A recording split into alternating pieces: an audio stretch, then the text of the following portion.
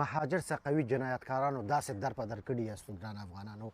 داسې لوټ کړي یاستو چې پروردګار باندې قسم دی چې د بشریت په تاریخ کې چا دومره ظلم نه ده کړی لکه دغه بدبختو انسانانو سره کړی پیاویو لسیزه کې دغه رباني ولسمشر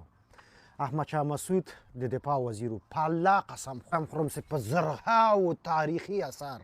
معنوي اثار ملي ارزښتونه ملي شتمنۍ او د افغانانو ملي خزانې ایرانی پیسو باندې نه تومانو باندې خرڅ کړي ډېرې په ارزانه بیه باندې خرڅ کړي چورو تالی کړو لوټ کړو برباد کړو خو اوس هم یو تعداد بدبخته پښتانه وروره ګره دوی سره ولاړ دي او کوښښ کوي چې دوی بیا حاکمه سي هی بچیم په کړايي کې کباب سه خدای د تاسو برباد او تباه کړي چې هېڅکله په هغه خاوره باندې تاسو د سقوي زمنو رحم نه دی کړی هغه کم اثار چې د انتقال وړ وه هغه خو په یوه لسیزه کې انتقال کړه او هغه کم اثار چې د انتقال وړ نه وه مثلا په غرونو کې ول غټې غټې ودانۍ وې هغې باندې پارسي نومونه کېښودل کله به بیدارېږي وا افغانانو کله تر کله وروره تاسو خو ځانونو ته غیرتي وایاست تاسو خو وایئ زه پښتون یم په پټیو کوناټي سرونه شیندم